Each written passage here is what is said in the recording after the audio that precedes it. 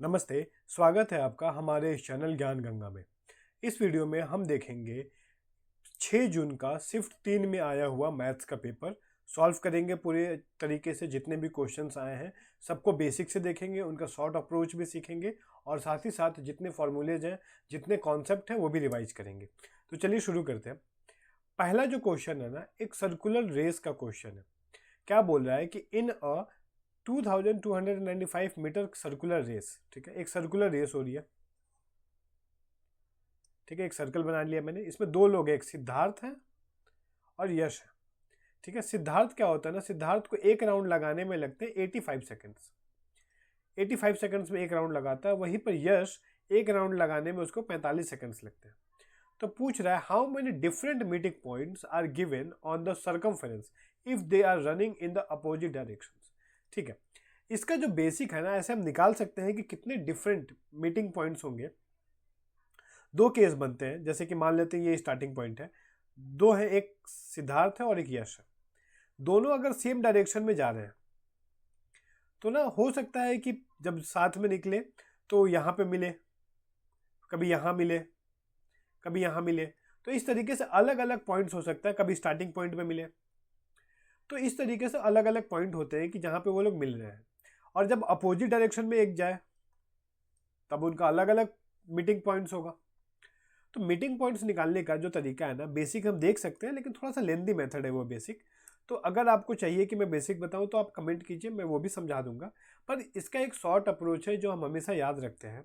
वो होता है कि अगर अपोजिट डायरेक्शन में है तो कितने मीटिंग पॉइंट्स होंगे, और सेम डायरेक्शन में है तो कितने मीटिंग पॉइंट्स होंगे। तो उसके लिए हम क्या करते हैं ना, कि जो इनकी स्पीड है, स्पीड मतलब स्पीड कह लें, स्पीड, हमें उनकी स्पीड का रेशियो निकालना है। ठीक है, तो हम देखेंगे सिद्धार्थ और जो यश है उनकी स्पीड क्या है। तो हम मान लेते हैं ना कि ये जो सरकमफेरेंस है ना, इस सर्कल का एक्स है। हमें दिया हुआ है कि 2295 है, पर हम उसका यूज नहीं है, इसीलिए हम उसको डील करने की जरूरत नहीं है। हम मान लेते हैं कि सरकमफेरेंस एक्स है। अब इस एक्स सर्कमफेरेंस को, मतलब अगर सिद्धार्थ यहाँ से शुरू करता है ना, तो उसको वापस घूम के यहाँ पर आने में कितना लगता है, 85 सेकंड्स लगता है। तो सिद्धार्थ की स्पीड क्या हो जाएगी, स्पीड का फॉर्मूला क्या होता है, डिस्टेंस अपॉन टाइम। डिस्टेंस हमने माना x और टाइम में 85, तो ये उसकी स्पीड होगी x अपॉन 85। वहीं पर अगर हम यश का देखें तो यश क्या कर रहा है, उल्टा जा रहा है अपोजिट डायरेक्शन में। तो यश यहाँ से शुरू करके यहाँ तक आ रहा है, कितने देर में, 45 सेकेंड्स में। तो इसकी स्पीड क्या हो जाएगी, डिस्टेंस x है और टाइम लग रहा है 45, तो इसकी ये स्पीड होगी। ये सिद्धार्थ की होगी, ये यश की होगी। तो यहाँ से जब हम सॉल्व करेंगे तो ये x और x कट जाएगा, 5 से काट देते हैं 17 बार में, 9 बार में। जब क्रॉस मल्टीप्लाई करेंगे तो ये आ जाएगा 9:17। ये उनकी स्पीड का रेशियो आ गया। तो जब भी इस तरीके का क्वेश्चन होगा तो हम सबसे पहले क्या करेंगे ना, उनके स्पीड का रेशियो निकालेंगे। और जब अपोजिट डायरेक्शन में ट्रेवल कर रहे होंगे तो इन रेशियो को हम ऐड कर देंगे। तो कितना हो गया, 9 + 17 यानी 16, सॉरी 26। तो 26 डिस्टिंक्ट पॉइंट्स होंगे। और जब सेम डायरेक्शन में ट्रेवल करते हैं ना, तो इन दोनों का डिफरेंस ले लेते हैं हम, रेशियो का डिफरेंस। तो ये हो जाता 17 - 9 यानी कि 8। ठीक है, तो इसका जो सही जवाब होगा वो होगा ऑप्शन नंबर 3, 26। क्वेश्चन नंबर 2 देखते हैं। The ratio of age of son after 15 years and the present age of his father is 2:3। After 5 years, 5 years ago, the age of father was 4 times the age of son। ठीक है, इसको हमको क्योंकि ये थोड़ा सा कॉम्प्लेक्स कर दिया है, तो हम क्या करेंगे, इसको हमेशा दो इक्वेशन बनाएंगे, सॉल्व करेंगे, दोनों के इंडिविजुअल एज निकालेंगे। इस टाइप का एक क्वेश्चन पिछले वाले शिफ्ट में भी था। तो मैं क्या कर रहा हूँ कि यहाँ पे जो फादर है, फादर की एज को x मान लेते हैं और जो सन है उसकी एज को हम y मान लेते हैं। क्या बोल रहे हैं यहाँ पे, 5 साल पहले, ये प्रेजेंट एज मानी है हमने। ठीक है, ये दोनों ही प्रेजेंट एजेस है, क्योंकि हमसे क्वेश्चन में प्रेजेंट एज ही पूछ रहा है, तो प्रेजेंट एज अज्यूम करेंगे। 5 साल पहले, तो अगर फादर की एज अभी x है तो 5 साल पहले क्या होगी, x - 5। और सन की एज अभी y है तो 5 साल पहले क्या होगी, y - 5। 5 साल पहले क्या है कि the age of father was 4 times the age of son, मतलब ये फादर का एज है, ये बराबर था सन के एज के 4 गुना। ठीक है, ये एक इक्वेशन बन गया, इसको जरा सॉल्व करके लिखते हैं। x minus 5 is equal to 4y minus 20। 4y को इधर लेकर आ जाएंगे तो x माइनस 4y, माइनस 5 उधर जाएगा तो प्लस का 5 हो जाएगा, और माइनस 20 में से प्लस का 5 माइनस करेंगे तो ये माइनस 15 आ गया। ठीक है, तो ये हो गया इक्वेशन 1। अब आगे वाला जो पहला स्टेप है उसको पढ़ते हैं। The ratio of age of son after 15 years. तो सन का एज है अभी 15 साल के बाद क्या हो जाएगी, प्लस जोड़ देते हैं 15 इसमें। And father present age, father का प्रेजेंट एज कितना x है, इन दोनों का रेशियो दिया हुआ है 2:3। इसको भी जरा सॉल्व करते हैं हम। क्रॉस मल्टीप्लाई करेंगे तो 2x is equal to 3y plus 45, 2x minus 3y is equal to 45। ये बन गया हमारा दूसरा इक्वेशन। ठीक है, हमको निकालना है, दोनों का ही एज निकालना है। ठीक है, तो हम क्या करते हैं, दोनों में से जो x है उसको हम सिमिलर बना लेते हैं। इसको 2 से मल्टीप्लाई कर देंगे तो ये हो गया 2x minus 8y is equal to minus 30। ठीक है, अब 2x सेम हो गया तो दोनों को हम सब्ट्रैक्ट कर देंगे। जब सब्ट्रैक्ट करेंगे तो नीचे वाले का साइन चेंज हो जाएगा, ये माइनस, ये प्लस, ये प्लस हो गया, ये कट गया। क्या बचा, 8y माइनस 3y, तो ये आया 5y, यहाँ पे 45 और प्लस का 30 तो 75, तो y की वैल्यू निकल गई 15। मतलब जो सन है उसका एज 15 है। तो एक ही ऑप्शन है जिसमें सन की एज 15 दे रखी है, ऑप्शन नंबर 1, तो यही हमारा सही जवाब हो जाएगा। पर हम फादर की एज निकाल के देख लेते हैं कितना आ रहा है। यहाँ पे पुट कर देते हैं इस वाले इक्वेशन में, y की जगह 15 पुट करेंगे तो ये हो गया 15 चौके 60 माइनस 15।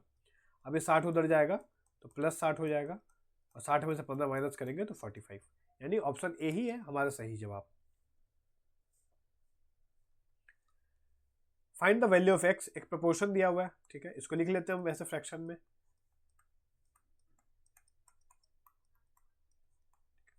यहाँ पे देख रहे हैं, यहाँ भी डेसिमल के बाद एक डिजिट है, यहाँ भी डेसिमल के बाद एक डिजिट है, तो दोनों डेसिमल को हटा दिया हमने।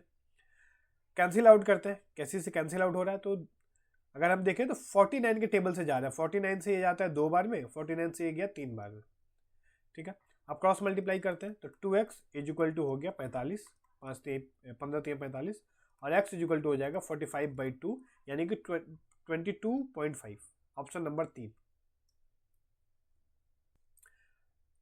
नेक्स्ट क्वेश्चन है, while covering a distance of 35 kilometer, a man noticed that after cycling for 4 hours 15 minutes, the distance covered by him was 4/3 of the remaining distance. What was his speed?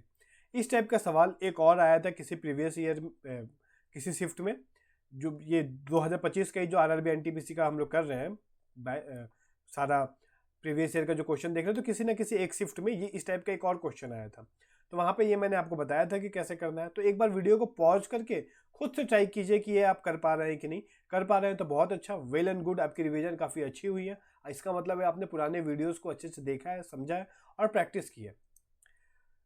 तो क्या बोल रहा है यहाँ पे कि 35 kilometre total distance था। ठीक है, 4 घंटे 15 मिनट बीते, 4 घंटा 15 मिनट, इसको हम पूरे को आर में चेंज करते हैं। 4r, 15 मिनट को आर में चेंज करने के लिए 60 से डिवाइड करेंगे, तो ये हो गया 1/4। जब एलसीएम लेंगे तो 4 चौके 16 और 1 17/4, इतने घंटे टाइम हो गया, बीत गया। तो इतने घंटे में क्या हुआ ना कि देखा उसने जब, तो 4/3 of remaining distance,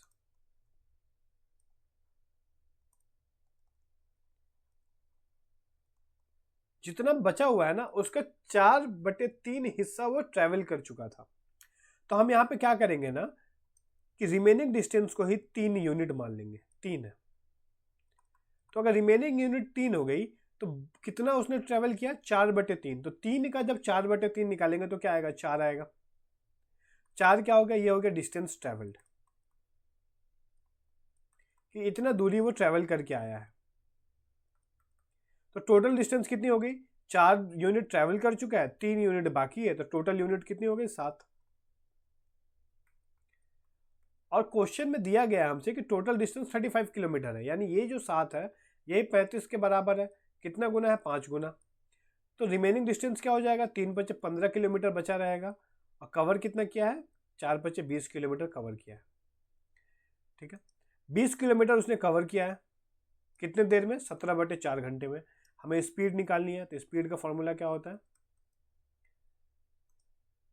distance upon time. Distance हो गया 20, टाइम हो गया 17/4, 4 ऊपर चला जाएगा, यानी 80/17। 17 से काटते हैं, 17 चौके 64, 12 बचा, एक डेसिमल लेंगे 0, तो 17 7 119, तो 4.7 के लगभग। Option number 4। Question number 5, the curve surface area of a cylinder. ठीक है, एक सिलेंडर ड्रॉ कर लेते हैं।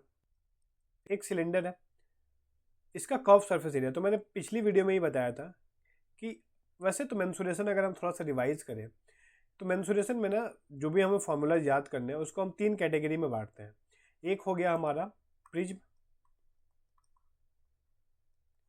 एक हो जाता है पिरामिड, और एक स्फेयर। ठीक है, ये अलग कैटेगरी है स्फेयर की। तो प्रिज्म क्या है ना, जिसका टॉप और बॉटम सेम हो, वो प्रिज्म के कैटेगरी में आएंगे। और पिरामिड क्या होगा? जिसका टॉप जो हो ना वो पॉइंटेड हो, या फिर बोल सकते हैं कि टॉप बॉटम सेम ना हो, ऐसे फिगर्स पिरामिड कहलाएंगे। तो प्रिज्म में क्या क्या आता है? प्रिज्म में आता है हमारा क्यूब, क्यूब में ऊपर नीचे बराबर होता है, क्यूबॉइड, फिर से ये सिलेंडर। अब पिरामिड में आ जाएगा हमारा कोन। ठीक है, तो अगर जब हमें इनका एक कर्व सरफेस एरिया, जिसको हम लोग लैटरल सरफेस एरिया भी बोलते हैं, टोटल सरफेस एरिया और वॉल्यूम, ये निकालना रहेगा, तो इन सबका कॉमन फार्मूला होता है। कर्व सरफेस एरिया जो होता है वो होता है हमारा perimeter of base multiplied by height. और टोटल सरफेस एरिया जो होता है वो होता है curve surface area plus area of top and bottom दोनों का। वॉल्यूम क्या होता है? ये होता है area of base into height. ठीक है, वहीं पर जब हमें पिरामिड का निकालना हो, curve surface area, total surface area और वॉल्यूम, तो कर्व सरफेस एरिया हो जाता है हमारा 1/2 इंटू पेरीमीटर ऑफ बेस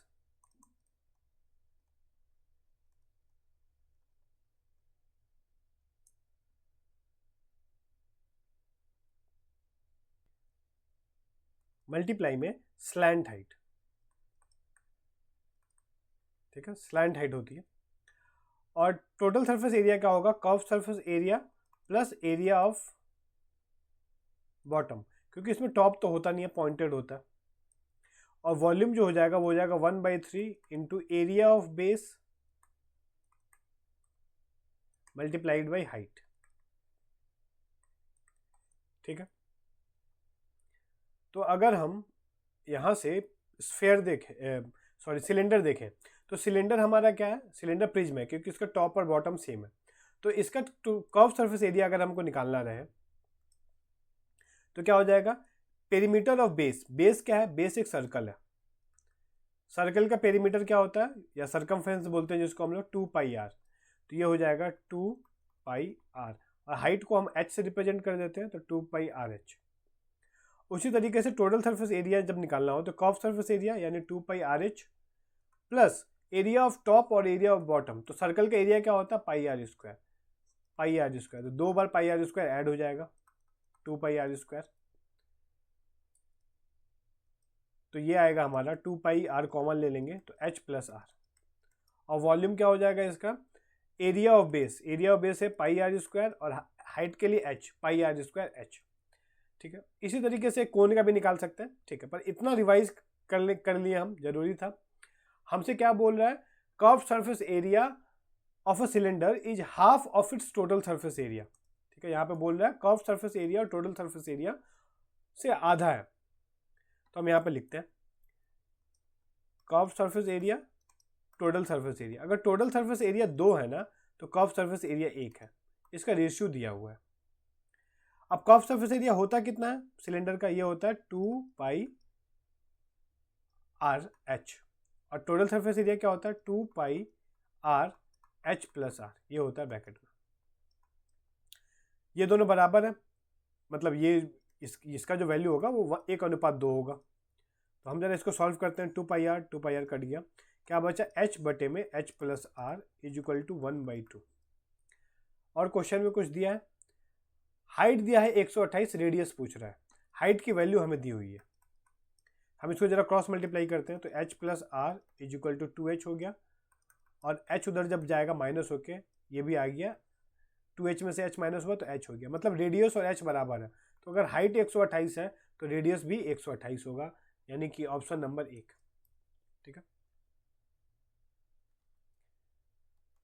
अब देखते हैं क्वेश्चन नंबर 6।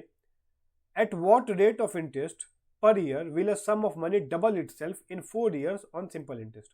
पहले तो एक बेस फॉर्मूला से कर लेते हैं। 1 रुपया था 2 रुपये हो गए, बढ़ा कितना हमारा 1 रुपये ब्याज मिला हमको, SI 1 रुपये। तो SI बराबर क्या होता है PRT अपॉन 100।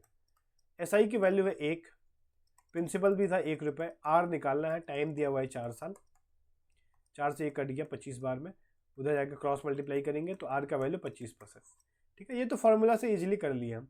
लेकिन और आगे क्वेश्चन क्या पूछ रहा है हमसे, हम चाहे तो इसको और जल्दी भी कर सकते हैं कि मान लेते हैं ना कि 100 रुपये था, वो बढ़ गया 200 रुपये, तो ब्याज कितना मिला 100 रुपये का ब्याज मिला। कितने सालों में, 4 सालों में।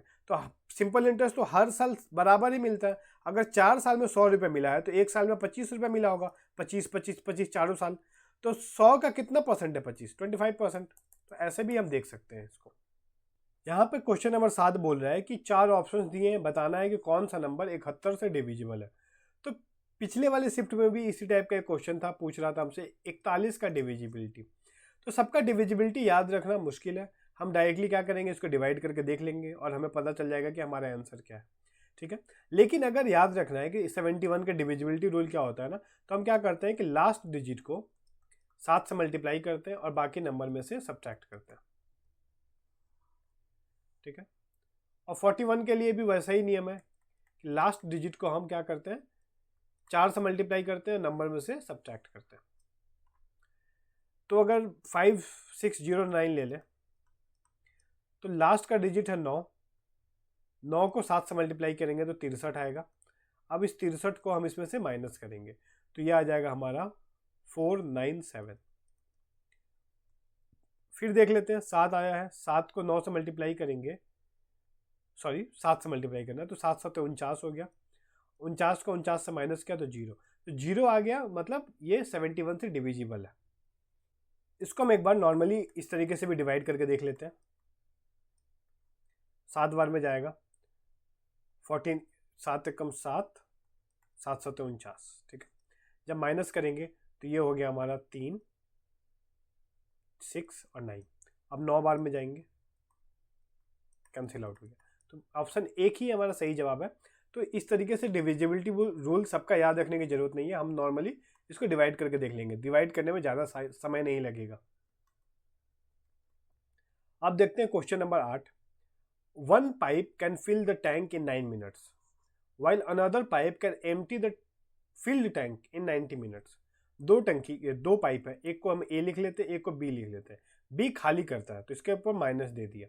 A 9 मिनट में भर देता है, B 90 मिनट में भरे हुए को खाली कर देता है। तो टैंक की कैपेसिटी क्या हो जाएगी, यानी टोटल वर्क, इन दोनों का LCM 90। इफिशियंसी निकालते हैं, 9 से डिवाइड करेंगे तो 10 और 90 से करेंगे तो 1, यानी A अकेले काम करता है तो 1 मिनट में 10 लीटर पानी भरेगा और B 1 लीटर में 1 लीटर पानी खाली करेगा। ये both pipe are open together, तो हमको बताना है कितने देर में टंकी भरेगी। तो दोनों को साथ में काम करना है, तो दोनों के साथ की एफिशिएंसी क्या हो जाएगी, 10 में से 1 जाएगा 9, क्योंकि 1 माइनस का है, और 9 से डिवाइड कर देंगे तो यानी 10 मिनट लगेगा। Option number 4। क्वेश्चन नंबर 9, ये भी फिर से वही सवाल आ गया, ये तो काफ़ी बार रिपीट हो गया है, हर शिफ्ट में एक सवाल आ ही रहा है इससे। Mode is equal to 3 median minus 2 mean. हमको मीन निकालना है। मॉड दिया हुआ है 36.3 और मीडियन दिया हुआ है 62। इसको हम 2x लिख लेते हैं मीन को। ज़रा सॉल्व करें अगर हम इसको सिंप्लीफाई कर देते हैं, हमें हमारा आंसर मिल जाएगा। जब इसको मल्टीप्लाई करेंगे 3 से तो ये हो गया हमारा 186, और उधर जाएगा तो ये माइनस होगा, तो 186 में से 36.3 जब माइनस करेंगे तो ये आ जाएगा हमारा 941, 149.7। ये 2x के बराबर है, तो x की वैल्यू हो जाएगी, इसको 2 से डिवाइड कर देते हैं, चला जाएगा 7, 4, 8, 1 बचा, 8 पर 16, 74.85, यानी कि ऑप्शन नंबर 1 जो होगा वो सही जवाब है। क्वेश्चन नंबर 10 देखते हैं। Pipe A can fill a tank in 9 minutes while pipe B can empty the completely fill tank in 10 minutes. उसी टाइप का सवाल है। A टंकी को 9 मिनट में भरता है और B 10 मिनट में खाली कर देता है, तो टोटल कैपेसिटी क्या हो जाएगी 90। A की इफिशियंसी हो गई 10, B की हो गई 9।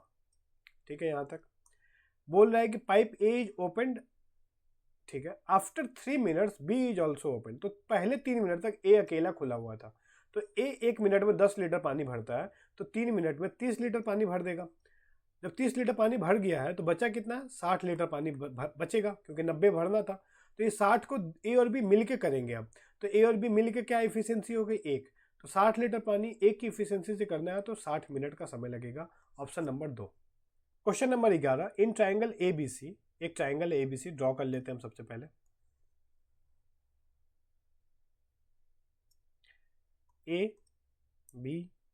ABC क्या बोल रहा है कि BD परपेंडिकुलर AC। अच्छा, AC के ऊपर B से एक परपेंडिकुलर ड्रॉ करना,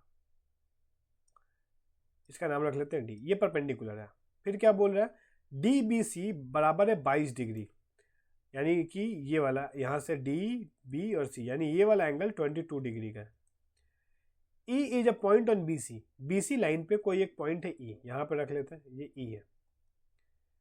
फिर क्या बोल रहा है, सच दैट CAE यानी AE को भी मिलाना पड़ेगा। तो ये वाला एंगल कितना आ रहा है, ये है हमारा 36 डिग्री। हमसे पूछा क्या, AEB यानी कि ये वाला एंगल हमसे पूछ रहा है कि क्या होगा। आसान सा है। कौन सा इसमें नियम लगेगा, पहला कि एक ट्राइंगल के तीनों एंगल का सम क्या होता है, 180 डिग्री होता है। तो ये एक ट्राइंगल दिख रहा है BDC, ये वाला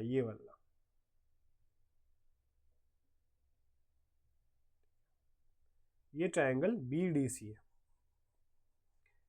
तो इसमें अगर हम देखें तो हमें दो एंगल्स तो पता है ना, कौन कौन से, एक ये वाला एंगल B के पास जो है DBE 22 डिग्री है, और एक एंगल ये 90 डिग्री है, क्योंकि परपेंडिकुलर है। तो हमको पता है कि एक ट्राइंगल में तीनों एंगल का सम क्या होता है, 180 डिग्री होता है। एक राइट एंगल ट्राइंगल है, एक 90 हो गया, तो बाकी बचे हुए दो वो भी 90 होने चाहिए, तभी तो तीनों मिला के 90 180 होगा। तो एक 22 हो गया, तो दूसरा हो जाएगा हमारा 68 और 22 जोड़ेंगे तो 90, और 90 180, यानी ये 68 होगा।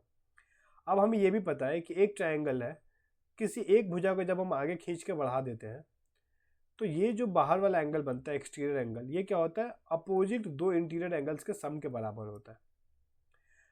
तो यहाँ पे भी एक वैसा ही ट्राइंगल बन रहा है,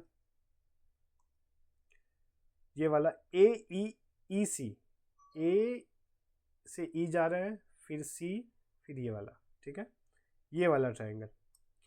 तो इसमें ये वाला एंगल है 36 डिग्री, ये वाला है 68 डिग्री, और ये एक्सटीरियर एंगल हमसे पूछ रहा है।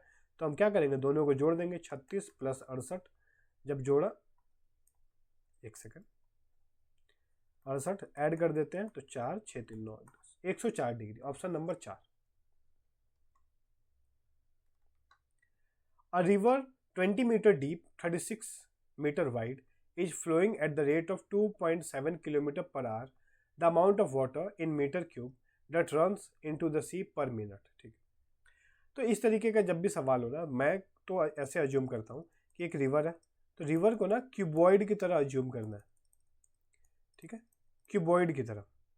तो उससे क्या होगा, क्यूबॉइड की तरह जब ये करेंगे तो ये मान लेते हैं कि हमसे मिनट में पूछ रहा है ना, तो फ्लो रेट को ना हम मिनट में निकालते हैं सबसे पहले कि 1 मिनट में कितना फ्लो रेट है उसका।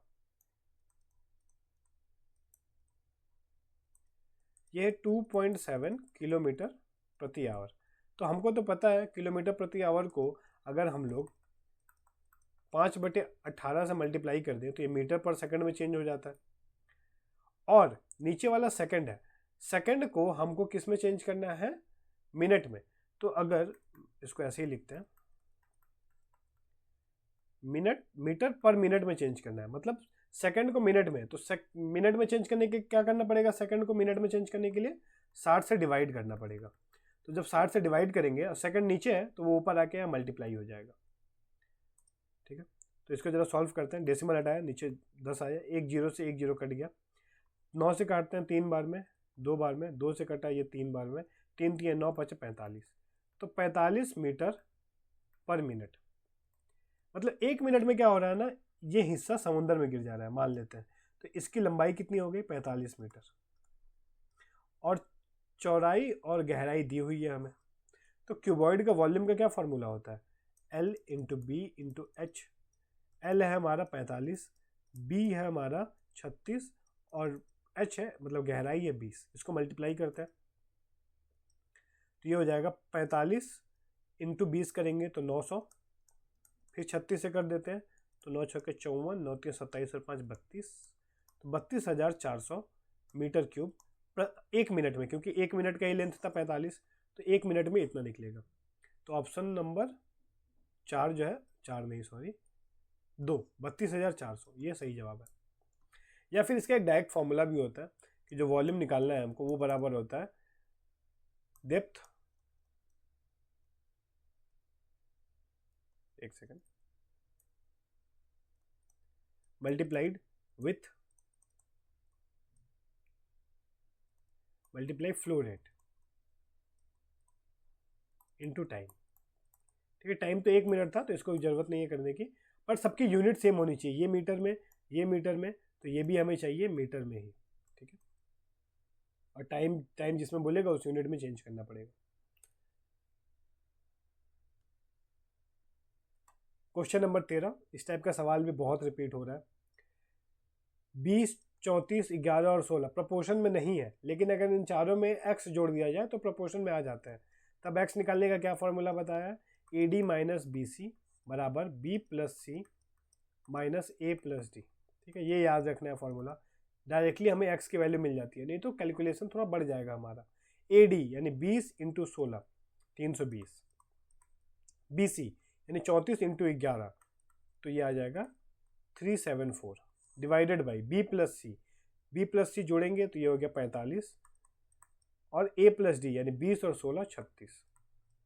तो जब इसको हमने जोड़ा मैंने माइनस करेंगे 320 में से 374, तो ये माइनस होकर आ जाएगा 54, माइनस होगा क्योंकि 374 बड़ा है, और नीचे माइनस करेंगे तो ये आ गया 9, 9 से कट गया तो -6। फिर आगे क्वेश्चन में क्या बोल रहा है कि 3x अनुपात 4y प्रपोर्शन y अनुपात 2x माइनस 6, ये प्रपोर्शन में है। तो यहाँ पे x की वैल्यू पुट करते हैं, x है हमारा -6 तो ये हो गया -18 बटे में y बराबर 2x। तो x को जब रखेंगे -6 तो हो जाएगा -12 और -6 मिलके -18, तो y और y मिलके y स्क्वायर हो गया, -18 मिलकर 18 स्क्वायर हो गया, प्लस हो जाएगा तो y की वैल्यू आ गई 18, option number 3।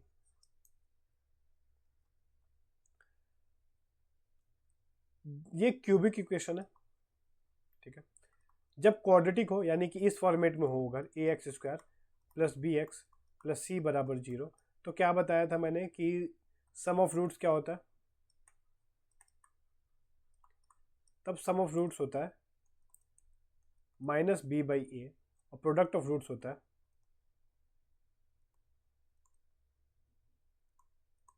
c/a।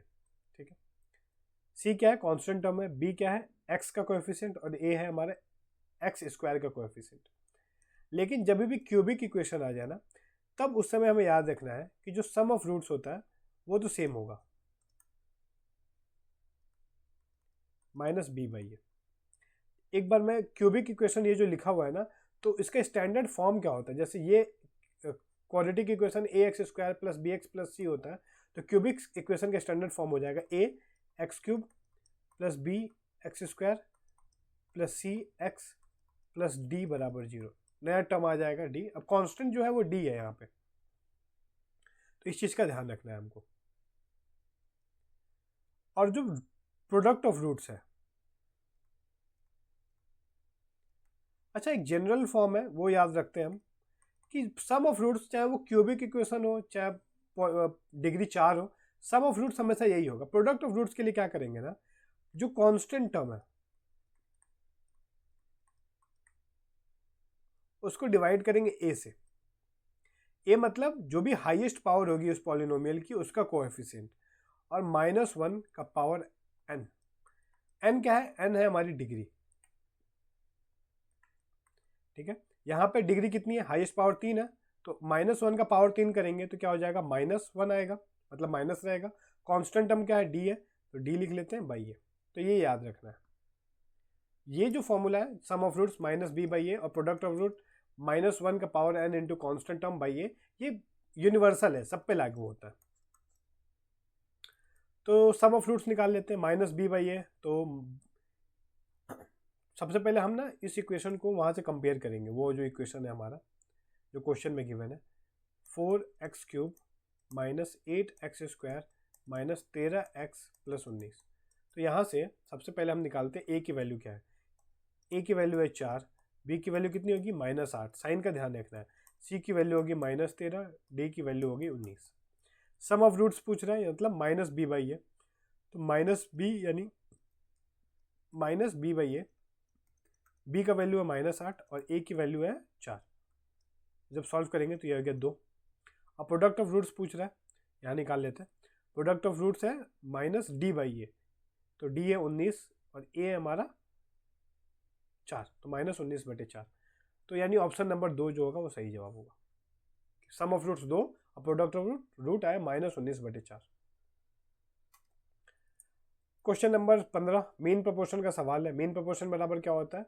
B square is equal to a c या फिर बी बराबर रूट अंडर ए सी, ठीक है, कुछ भी लिखे। क्या बोल रहा है? 276 मीन प्रोपोर्शन है, यानी बी स्क्वायर की वैल्यू है 276, मैंने बी की वैल्यू है 276, इसका स्क्वायर तो 2 बार लिख देते हैं मल्टीप्लाई में। एक है x, a की वैल्यू x है और c की वैल्यू 368 है। हमें x का ही पूछ रहा है वैल्यू क्या होगा, तो ये 368 को जब RHS में भेजेंगे तो यहाँ डिवाइड हो गया। इसको हम जरा सिंप्लीफाई कर लेते हैं, काट लेते हैं कि कितनी बार में कटेगा, तो वही हमारा सही जवाब आ जाएगा। काटते हैं, किससे जा रहा है अगर हम देखें, ठीक है, कैंसिल आउट करना है। तो सबसे पहले हम कट कर लेते हैं, 4 से कट करते हैं। तो 4 9 4 दूना, इसको जब 4 से करेंगे तो ये जाएगा 4 छक्के 24 बार में 3 69। फिर 4 से ये कट रहा है 23 बार में, फिर 4 से इसको काट देते हैं 69। अभी 63 से चला गया 3 बार में 69। मल्टीप्लाई करेंगे तो 3 9 3 27, कैरी 2 18 2 20, 207, ऑप्शन 1, ठीक है। अगला जो क्वेश्चन है सिमिलैरिटी पे बेस्ड है। पहले थोड़ा सा रिवीजन करवा देता हूँ कि अगर दो ट्रायंगल्स आपस में सिमिलर है, इसका क्या मतलब होता है। अगर दोनों ट्रायंगल्स आपस में सिमिलर है तो इनके कोरस्पॉन्डिंग साइड्स का रेशियो, जैसे मान लेते हैं कि इस ट्रायंगल का नाम है ABC और ये है PQR। कोरस्पॉन्डिंग साइड्स का रेशियो मतलब AB और यहाँ पे देखेंगे तो PQ, BC या QR और AC बटे में PR। कोरस्पॉन्डिंग साइड्स का रेशियो बराबर होता है। और साथ ही साथ इनका जो एरिया होता है ना, यहाँ पे लिख लेता हूँ, एरिया ऑफ ट्रायंगल ABC बटे में एरिया ऑफ ट्रायंगल PQR, ये बराबर हो जाता है किन्हीं भी दो साइड जो कोरस्पॉन्डिंग साइड्स है उनके रेशियो का अंडर रूट। ये पेरीमीटर जो है, पेरीमीटर इन्हीं रेशियोज के बराबर होता है, ठीक है। तो हमसे पूछ क्या रहा है, मतलब यहाँ पे अगर हम पेरीमीटर देखें तो ये भी बराबर हो जाएगा दोनों के पेरीमीटर का, perimeter of ABC divided by perimeter of PQR। तो हमें क्या दिया हुआ है, AB और XYZ बराबर है, मतलब सिमिलर है। ABC ट्रायंगल XYZ ट्रायंगल के सिमिलर है, तो AB हम लिख सकते हैं AB बटे में XY इज इक्वल टू लिख सकते हैं BC बटे में YZ बराबर लिख सकते हैं AC बटे में XZ, ठीक है। तो हमें क्वेश्चन में क्या दे रहा है कि AB 6 सेंटीमीटर है और XY कितना है 8 है, तो इसका रेशियो मिल गया हमें, कितना मिल गया 3:4। तो ये पेरीमीटर का भी यही रेशियो होगा, ठीक है। ABC का जो पेरीमीटर है वो 3 होगा और PQR का जो पेरीमीटर है वो 4 यूनिट होगा। पेरीमीटर भी इन्हीं रेशियो में होगा 3:4 में। तो हम XYZ के ना तीनों साइड्स दिया हुआ है, पेरीमीटर निकाल लेते हैं। पेरीमीटर के लिए क्या करते हैं, तीनों को जोड़ देंगे, 8, 12, 20 और 16, 36। तो यानी XYZ का जो पेरीमीटर आया ना 36 आया, तो कितना गुना है, 9 गुना। तो ऊपर वाले का पेरीमीटर भी 9 गुना यानी 27 होगा। Option number 3। सिंप्लीफाई करना है, बोर्ड मास का नियम लगाएंगे, 8 और 1 9 हो गया, 7 4 11 में से 9 जाएगा, 2 बचेगा। तो मतलब ये पूरे को सॉल्व करने पे क्या मिल रहा है हमें, 2 मिल रहा है। बाहर में क्या है, 9 + 2 और ये -2, तो ये कट गया, सिर्फ 9 बचा।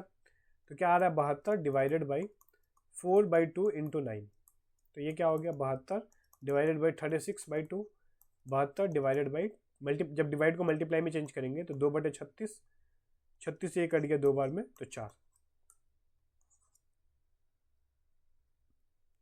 What will be the amount after 1 year if 9,900 invested at 20% compound interest per annum compounded half yearly? ठीक है, तो हाफ ईयरली है ना, हाफ ईयरली है, इसका मतलब है पर एनम की बात हो रही है। एक साल में हाफ ईयरली कितनी बार आएगा, 2 बार, 6 महीने पे। तो टाइम जो होगा वो हमारा 2 होगा, ठीक है। और रेट जो होगा वो ये पर एनम का रेट है, सालाना का रेट है। 12 महीने का रेट है 20%, तो 6 महीने का रेट क्या होगा, 10%। ये चीज़ का ध्यान रखना है हमको। टाइम 2 हो गया और रेट कितना हो गया, 10% हो गया। तो हम इससे सक्सेसिव रेट भी निकाल सकते हैं। वैसे तो 10% का 2 साल के लिए रेट हम याद रखते हैं, 21% होता है। सक्सेसिव भी निकाल सकते हैं, या फिर इसको हम ऐसे कर लें कि 9900। तो क्या हुआ, 10% का फ्रैक्शनल वैल्यू क्या होता है, 1/10 होता है। तो 10 रुपये जब हमने पहले साल के लिए रखे तो हमें 11 रुपये मिलेगा, फिर 10 रुपये रखेंगे तो फिर 11 रुपये मिलेगा। तो 2 साल है तो 2 बार कर दिया हमने, 0 कट गया। अब हमको मल्टीप्लाई करना है 99 को 11 से, तो ये आ जाएगा हमारा 9, 9 9 18, 9 और 1 10। फिर उसको 11 से मल्टीप्लाई करना है तो 9, 9 और 8 17, कैरी 1 बचा, 8 और 1 0, 8 और 0 8 हुआ, कैरी जोड़ देंगे तो 9, 0 और 1 1 और 1 लास्ट वाला, तो 11,989, यानी ऑप्शन नंबर 4 जो होगा वो सही जवाब होगा। क्वेश्चन नंबर 19 देखते हैं। ये तो इस टाइप का सवाल हर शिफ्ट में आ ही रहा है। A vendor sold 5 chocolates for 1 rupees, मतलब सेलिंग प्राइस क्या है, 5 चॉकलेट का 1 रुपये है। तो 1 चॉकलेट का क्या होगा, 1/5 रुपये। कितने में बेच रहे हैं, 20% के प्रॉफिट पे। 20% का फ्रैक्शनल वैल्यू क्या हो जाएगा, 1/5, यानी 5 में खरीद कर 6 में बेच रहा है। तो यानी ये जो वैल्यू है ना, ये 6 की वैल्यू है, हमें 5 की वैल्यू चाहिए, काट देंगे तो 1/6। ये क्या निकल गया, कॉस्ट प्राइस निकल गया 1 टॉफ़ी का।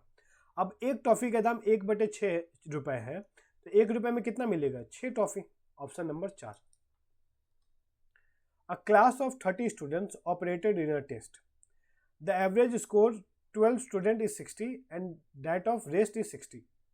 12 स्टूडेंट्स का भी 60 है, बचे हुए बाकी स्टूडेंट्स का भी 60 है, तो ओवरऑल का भी 60 ही होगा। यहाँ तो कुछ करना ही नहीं था। लेकिन मान लेते हैं कि ये 60 ना होकर 65 हो जाता, तब उस केस में क्या करते हैं, 12 बच्चों का 60 है, टोटल 30 है, तो बचे 18, 60 है, बचे 18 बचे, उनका 65 है। तो उस केस में क्या करते हैं हम, या तो एकदम बेसिक से करें कि सम निकाल लें, मल्टीप्लाई करके दोनों को जोड़ दें जो आएगा, और उसको हम 30 से डिवाइड कर दें, तो हमारा एवरेज निकल गया। ये तरीका है, कर सकते हैं हम ऐसे। या फिर थोड़ा सा इसको सोचें हम, अगर कि अगर इनका भी 60 होता ना तो सबका 60 हो जाता, लेकिन 18 बच्चे हैं ना जिनका 5-5 जो मार्क्स है वो ज़्यादा है, तो टोटल कितने मार्क्स ज़्यादा है, 90 मार्क्स ज़्यादा है। तो 90 कितने में डिस्ट्रीब्यूट होगा, 60 में। काटे अगर इसको हम, तो यह आ जाएगा 3/2 यानी 1.5, यानी टोटल एवरेज जो हो जाती 60 थी, लेकिन 1.5 सब में डिस्ट्रीब्यूट हो गया तो 61.5। लेकिन हमारा तो बहुत आसान था, 60 और 60 ही दिया हुआ था, तो ओवरऑल भी 60 हो जाएगा। बोल रहे after 50 litres of petrol was powered into a empty tank, जब 50 लीटर टैंक डाल दिए ना तो देखा गया कि 10% टैंक खाली रह गया, तो भाड़ा कितना होगा, 90%। यानी 50 लीटर 90% की वैल्यू है। हमसे पूछ रहा है पूरे टैंक की स्टोरेज। तो अगर 50 लीटर जो है 90% की है तो 100% का क्या होगा, यही तो पूछ रहा है। सॉल्व कर देंगे, 500 बटे में 9, इसको डिवाइड करते हैं, 9 पचे 45, 9 पचे 45 पॉइंट चलते जाएगा, तो इसका मतलब आ गया 56, option number 1। An article was both for 8100। अच्छा, इस टाइप का सवाल भी काफ़ी बार आया, मैंने आपको समझाया भी है बेसिक से, लेकिन ये भी बताया है कि ये जो मार्क्ड जो सेलिंग प्राइस है या सॉरी जो कॉस्ट प्राइस है या मार्क्ड प्राइस है ना, इस केस में डिपेंड नहीं करता। तो हम मान लेते हैं ना सेलिंग प्राइस कॉस्ट प्राइस 100 है, कॉस्ट प्राइस 100 है तो 40% मार्क अप किया गया, मतलब 140 रुपये हम मार्क किए, इसके ऊपर दाम लिख के रखे, लेकिन 15% का डिस्काउंट दे दिया। जब 15% का डिस्काउंट दे देंगे तो 140 का 15% क्या होता है, 10% 14, 5% 7, यानी 21 हो गया। तो 140 का माल को 21 रुपये डिस्काउंट देके हम कितने में बेचेंगे, 119 में। तो कितने का फायदा हो रहा है, 19%। तो क्वेश्चन नंबर 23 देखते हैं। X planned his expenditure as follows. 30% वो हाउस रेंट में, 25% खाने पे, 15% मेडिकल पे, 16% अदर्स, बाकी बचा उसका सेविंग्स। तो देख लेते हैं खर्चा कितना कर रहा है वो। सैलरी पे, हाउस रेंट पे 30%, खाने पे 25, मेडिकल पे 15, अदर्स में 16। ऐड कर देगा अगर हम लोग इसको तो ये हो जाएगा हमारा 86। तो 86% खर्च कर दे रहा है, बचेगा कितना, 14%। और वो सेव क्या कर रहा है, 42,000 रुपये मंथली सेविंग है। हमसे पूछ रहा है मंथली सैलरी कितनी होगी। तो ये 42,000 रुपये 14% का वैल्यू है, हमको 100% का चाहिए। तो इसको अगर हम 3 बार में काट देंगे तो ये आ जाएगा 3 लाख रुपये, option number 2। Find the value of M which satisfies. M की वैल्यू निकाल ली है। इस टाइप का सवाल मैंने करवाया है आपको, डायरेक्ट में लिख रहा हूँ। अब जब बेस सेम होता है तो क्या होता है, पावर ऐड हो जाता है, मल्टीप्लाई में रहे तो, मतलब ए की पावर एम हो, बी की पावर एन हो, सॉरी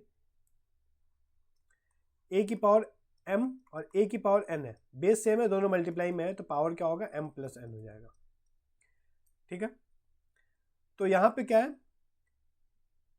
11/10 है, 10/11 है। तो ये भी बताया था कि अगर ए की पावर एम है, अगर इसको हमको उल्टा करना है, रेसिप्रोकल में लिखना है, तो पावर क्या हो जाता है, माइनस हो जाता है।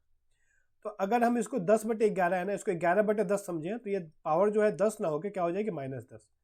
तो जोड़ते हम 7, ये -10, ये 9, ये बराबर होगा, ये भी 10/11 है तो इसका माइनस करके लिखेंगे, -3m + 17।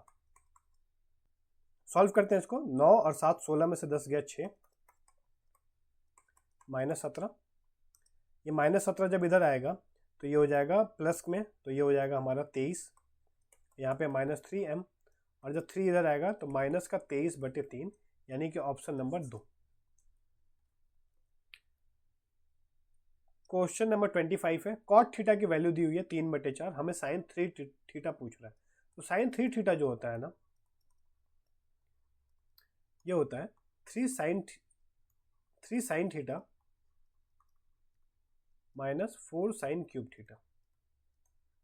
ठीक है, ये वैल्यू आपको याद होनी चाहिए। तो कॉट थीटा दिया हुआ है हमको 3/4। कॉट की वैल्यू क्या होती है, ये होती है b/p, यानी बेस 3 है, परपेंडिकुलर 4 है। हमको पता है कि एक राइट एंगल ट्राइंगल में अगर बेस 3 हो, परपेंडिकुलर 4 हो, तो पाइथागोरस थ्योरम के हिसाब से हाइपोटेन्यूस 5 हो जाएगा। तो h की वैल्यू हो गई 5। तो साइन थीटा क्या निकलेगा, साइन थीटा होता है p/h। p है 4 तो h है 5, तो 4/5 निकल रहा है। इस फार्मूले में पुट कर देते हैं, 3 into sine theta, sine theta मतलब 4/5, 4 इंटू साइन थीटा का क्यूब, यानी 4/5 का क्यूब। सॉल्व करते हैं तो ये हो गया 4 3 12/5 माइनस ये हो गया 4 इंटू 4 का क्यूब 64, 5 का क्यूब 125। एलसीएम लेते हैं, 125 5 से जाएगा 25 12 में, 25 को 12 से मल्टीप्लाई करते हैं तो 25 300 आ जाएगा। और 4 को जब करेंगे, 4 चौके 16, 6 चौके 24, 25, दोनों को माइनस कर लेंगे तो ये आ गया 44/125, यानी कि ऑप्शन नंबर 1। ठीक है, तो ये फॉर्मूला आपको याद होना चाहिए। आजकल डायरेक्ट क्वेश्चन देखने को मिल रहा है, ये साइन 3 थीटा है, साइन 3 थीटा बराबर। इसी तरीके से मैंने कुछ फार्मूलाज ट्रिग्नोमेट्री के जो इंपॉर्टेंट है वो सारे लिख दिए, इनको भी आप याद रखिएगा। जैसे कि यहाँ पे ये था ना, sine 3 theta 3 sine theta -4 sine cube theta, cos 3 theta 4 cos cube theta -cos theta, tan theta हो जाता है 3 tan theta minus tan cube theta divided by 1 minus tan theta. Sine 2 theta का वैल्यू भी बहुत बार क्वेश्चन में repeat होता है, 2 sin theta cos theta. और इसका एक और वैल्यू होता है 2 tan theta 1 plus tan square theta, पर ये बहुत इंपॉर्टेंट है, ये वाला ये भी इंपॉर्टेंट है बट याद तो रखना ही है। 2 tan थीटा की ये वैल्यू है 2 tan theta divided by 1 minus tan square theta. Cos theta की ये अलग अलग वैल्यूज होती हैं, cos square theta minus sine square theta 1 minus 2 sine square theta, 2 cos square theta minus 1 minus tan square theta by 1 plus tan square theta. ये याद रखना है आपको। ये जो है ना दोनों वैसे तो ये जो है ना cos square theta minus sine square theta, तो पिछले वीडियो में जब मैंने आपको बताया था तो ये बताया था cos square theta plus sine square theta ये 1 होता है। तो यहीं से हम क्या कर सकते हैं कि साइन स्क्वायर थीटा की जगह क्या लिख सकते हैं 1 माइनस कॉस स्क्वायर थीटा। अब माइनस है, ये बाहर में माइनस है तो ये प्लस हो जाएगा, तो ये निकल जाता है 2 कॉस स्क्वायर थीटा माइनस 1। तो एक ही फॉर्मूला है, उसको अलग अलग तरीके से चेंज किया हुआ है। और कॉस की जगह अगर हम 1 माइनस साइन स्क्वायर थीटा लिख देते हैं तो ये आ जाता 1 माइनस 2 साइन स्क्वायर थीटा, ये वाला फॉर्मूला ऊपर वाला। ठीक है, तो इसी तरीके से ये सारा फॉर्मूला एक बार आप देख लीजिए, स्क्रीनशॉट ले लीजिए, रिवाइज कर लीजिए। ये मैं आपको टेलीग्राम पे भी डलवा दूंगा, ये फ़ोटो आप चाहे तो वहाँ से डाउनलोड करके इसका नोट्स बना सकते हैं और याद रखिएगा इनको। क्वेश्चन नंबर 26 देखते हैं। The ratio of two number 17:7 है, प्रोडक्ट ऑफ एलसीएम और एचसीएफ है 119। तो यहाँ से मान लेते हैं कि पहला जो नंबर है वो 17x है और दूसरा नंबर 7x है। तो हमको पता है कि first number multiplied by second number ये बराबर होता है एलसीएम इंटू एचसीएफ। 17 7 119 हो गया, एक्स स्क्वायर हो गया, और एलसीएम और एचसीएफ का जो मल्टीप्लाई है वो दिया हुआ है 119। तो यानी एक्स स्क्वायर की वैल्यू आ गई 1, एक्स की वैल्यू आ गई 1। तो यानी पहला नंबर जो है वो 17 है, दूसरा नंबर जो है वो 7 है। आगे क्वेश्चन क्या बोल रहा है, sum of reciprocals of the LCM and HCF. तो एलसीएम क्या होगा, दोनों का एलसीएम कुछ कॉमन है नहीं, तो एलसीएम हो जाएगा 119 दोनों का मल्टीप्लाई, और एचसीएफ हो गया 1। तो इसके रेसिप्रोकल का सम पूछ रहे हैं, मतलब 1/119 प्लस 1/1 यानी 1। इन दोनों को जब जोड़ेंगे तो आ जाएगा 120/119, option number 1। Find the average. ठीक है, एवरेज निकालना है, क्या करेंगे, ऐड करेंगे सबको, 1 2 3 4 5 6 नंबर है तो 6 से डिवाइड कर देंगे। तो इनको हम ऐड कर लेते हैं। ऐड करेंगे कैसे, ग्रुप बनाकर कर लेते हैं। 308 को हमने ऐसे ही लिख लिया, 127 और 103 को जब ऐड करेंगे तो हो गया 230, और इन तीनों को पेयर कर लेते हैं तो 125 और 45 हो गया हमारा 170, और 90 जोड़ेंगे तो 260। इनको ऐड कर देते हैं 8 9 7, 6 से डिवाइड कर देंगे। ये कट रहा है, 3 से काट देते हैं 2 बार में, 3 दूना 6 18, 2 से काट देंगे 133, यानी ऑप्शन नंबर 4। अच्छा, अब ये जो सवाल है स्टैटिक्स का है, इसके लिए मैंने यहाँ पे कुछ फार्मूलाज लिख दिया, इसको नोट कर लीजिए, याद रखिएगा। मीन निकालने का, मीडियन निकालने का ये फार्मूला है, मॉड का है, रेंज, ठीक है, variation, standard deviation, coefficient of variation और रेंज ऑफ कोएफिशिएंट, और ये जो एम्पेरिकल फार्मूला जिसपे बेस्ड हर शिफ्ट में एक सवाल आ रहा है, तो ये सब भी आप याद रखिएगा, कोई भी एग्जाम में आ सकता है। तो हमें निकालना है इसका स्टैंडर्ड डेविएशन। स्टैंडर्ड डेविएशन निकालना है किसका, 25 30 35 40 45 50। तो फॉर्मूले में देखते हैं स्टैंडर्ड डेविएशन बराबर क्या होता है, ये होता है रूट अंडर वेरिएंस। तो यानी हमें सबसे पहले वेरिएंस निकालना पड़ेगा। तो वेरिएंस का क्या फॉर्मूला है, summation x i minus x bar का whole square divided by n. X bar क्या है, मीन है, तो हमें वेरिएंस निकालने के लिए मीन निकालना पड़ेगा, मीन यानी एवरेज। तो सबसे पहले हम एवरेज निकालते हैं, सबको जोड़ लेते हैं। जोड़ लेंगे तो ये हो गया हमारा 65, ये जोड़ लेंगे इसमें तो 100, ये हो जाएगा हमारा 140। इन सबको हम ऐड कर लेते हैं, ये हो गया 30 40 70। ठीक है, इनका एवरेज निकालने के लिए हम सबको ऐड कर लेंगे, और 6 नंबर्स है तो 6 से डिवाइड कर देंगे। ये तो तरीका है, लेकिन ये नंबर्स ना काफ़ी पास में है, तो इस टाइप के सवाल जब आते हैं ना तो हम क्या करते हैं ना, इसको डेविएशन मेथड से भी उसका एवरेज निकाल सकते हैं। कैसे निकालते हैं वो भी मैं एक बार बता देता हूँ ताकि रिवाइज हो जाए आपका।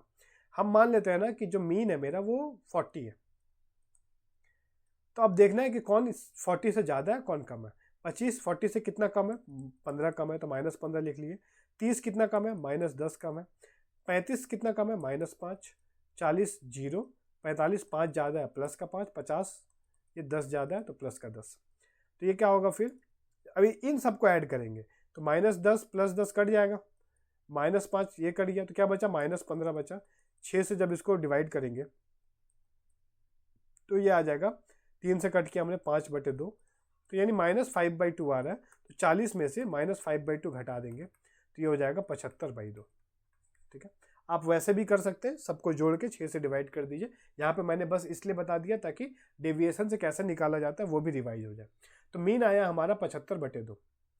तो ये वेरिएशन निकालने के लिए क्या करते हैं ना, हर एक नंबर को, जो भी एक नंबर है, सारे नंबर को उसके मीन में से घटाएंगे, डिफरेंस लेते हैं, ठीक है, घटाएंगे और उसका स्क्वायर करेंगे और फिर सबको जोड़ेंगे। तो चलिए यहाँ पे करते हैं। 25 को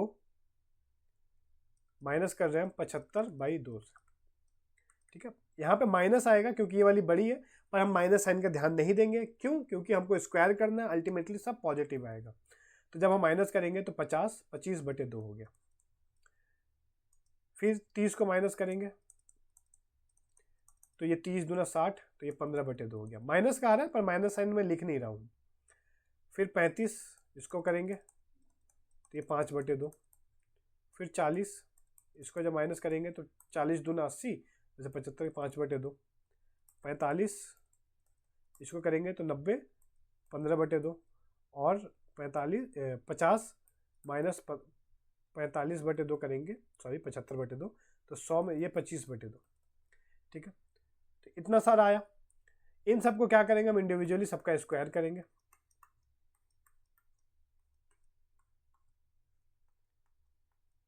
और फिर सबको ऐड करेंगे। इसका स्क्वायर हो गया 625/4, इसका स्क्वायर हो गया 225/4, ये हो गया 25/4, ये हो गया 25/4, ये हो गया 225/4, ये हो गया 625/4। अच्छा, हमको एक चीज़ पता है कि 1/4 और 1/4 जब ऐड करते हैं तो क्या हो जाता है, 1/2 हो जाता है। मतलब यहाँ पे ये वाली चीज़ और ये वाली चीज़ एक ही है, कॉमन है। तो क्या लिख लेते हैं हम इसको, 625/2, 225/4, 225/4 ऐड करेंगे तो ये हो जाएगा 225/2, और 25/4, 25/4 को ऐड करेंगे तो 25/2।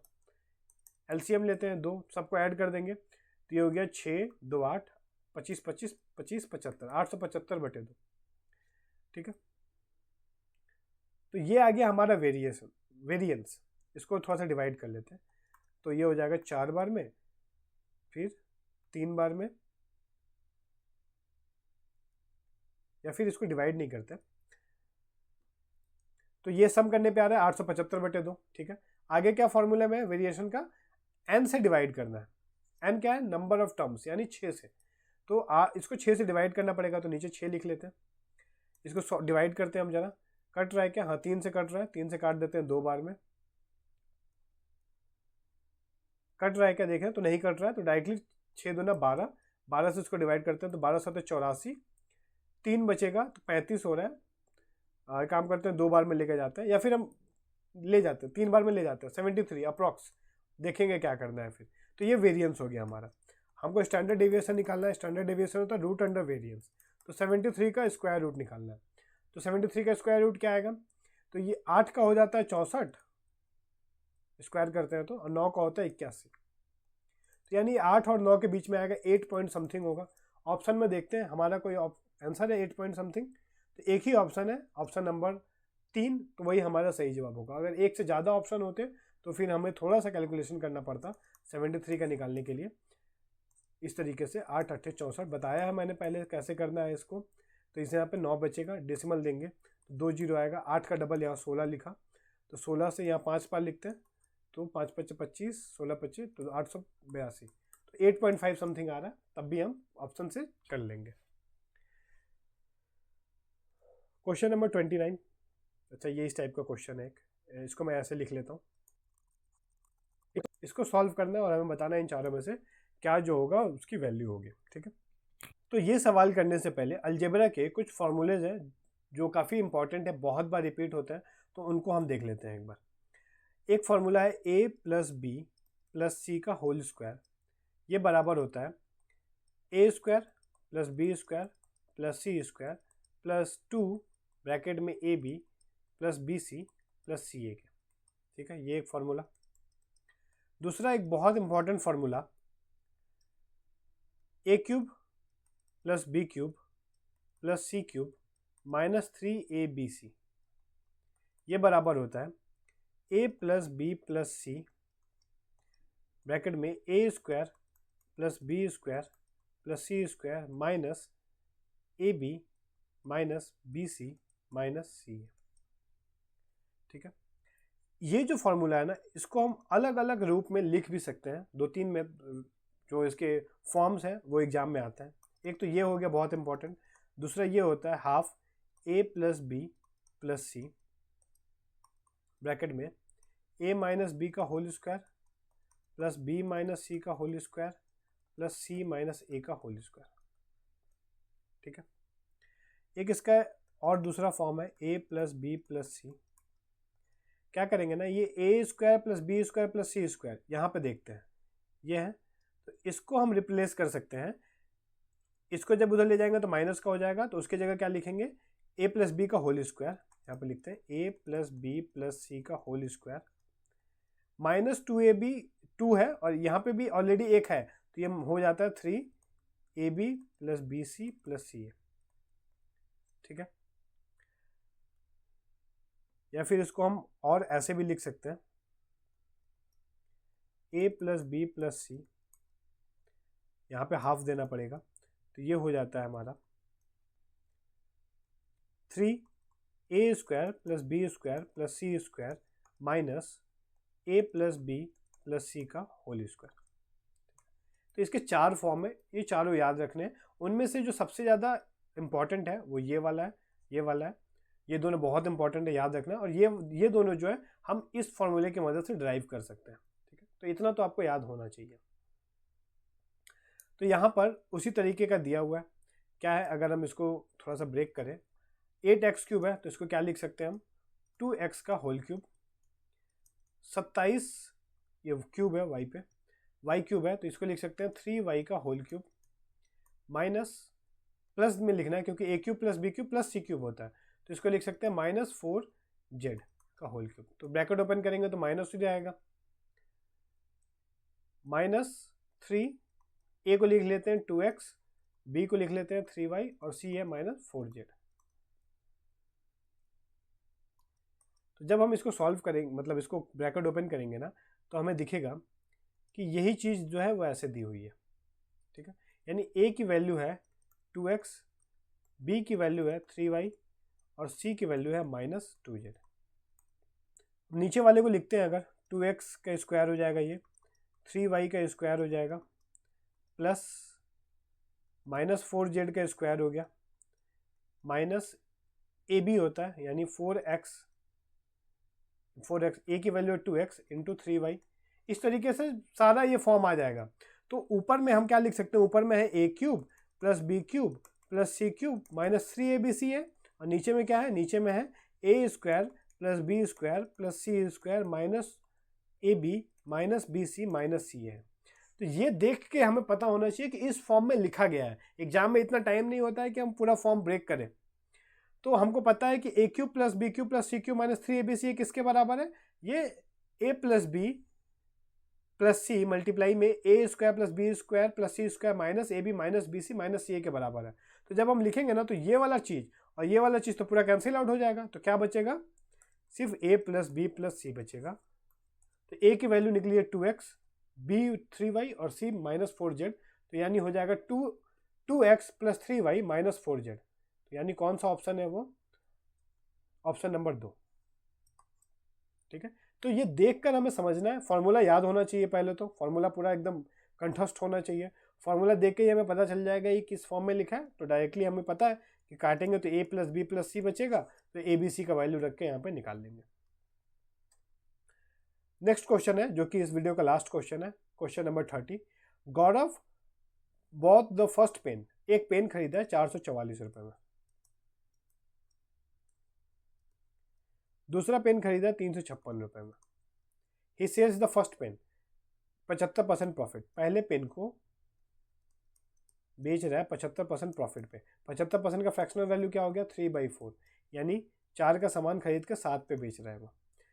लेकिन क्या हुआ, उसको 14% का डिस्काउंट देना पड़ गया, यानी 100 का माल 14 का डिस्काउंट देकर 86 में बेच रहा है, तो ये उसका ओवरऑल कॉस्ट प्राइस होगा। ठीक है, यहाँ पे क्या बोल रहा है कि उसको 48% प्रॉफिट में बेच रहा है, मतलब 100 का सामान 148 में बेच रहा है। सेलिंग प्राइस निकालते हैं हम, सॉल्व करेंगे, 4 से इसको काट दिया, 111 मल्टीप्लाई करते हैं हम, इसको 7 से कर देंगे तो 777 इंटू 86, इसको मल्टीप्लाई करते हैं 6 से तो 7 छक 42, 4 46, 4 46, 8 7 56, कैरी 5 61, कैरी 6 56 और 6 62, 2 6 2 12, 6 1 7 1 8, 6 6, नीचे 100 है तो यानी इसको डिवाइड करेंगे तो इसका जो सेलिंग प्राइस आ गया वो आ गया 668.22। ठीक है, इसका सेलिंग प्राइस निकालते हैं, काटेंगे नहीं, काटेंगे तो फिर डिवाइड मुश्किल होगा, डायरेक्टली मल्टीप्लाई कर देते हैं, क्योंकि 100 है तो 2 डिजिट के पहले हम डेसिमल दे देंगे। 8 6 48, कैरी 4 8 5 40, 44, 24 और 4 28, 24 22 14, फिर 6 5 3 ऐड करें 8 8 16, 5 और 9 2 11 1 12, 3 और 1 4 1 5, 526.88। तो हमको निकालना है प्रॉफिट, प्रॉफिट परसेंट नहीं बोल रहा है, प्रॉफिट पूछा है, इसीलिए ये पूरे प्रोसेस करना ही पड़ेगा हमको। तो उससे टोटल सेलिंग प्राइस निकाल लेते हैं, टोटल सेलिंग प्राइस करेंगे तो ये आ गया 800, टोटल कॉस्ट प्राइस निकाल लिया 800, टोटल सेलिंग प्राइस निकालता है तो एक को बेच रहा है इतने में, दूसरे को बेच रहा है 526.88, इन दोनों को जोड़ते हैं तो जब जोड़ेंगे तो ये हो गया 8 2 10, 8 2 10 1 11, फिर ये 8 6 14 1 15, 6 2 8 1 9, 6 5 11, ये टोटल सेलिंग प्राइस आ गया, इसमें से 800 माइनस कर देंगे तो ये आ जा रहा है 395.1, यानी ऑप्शन नंबर 4।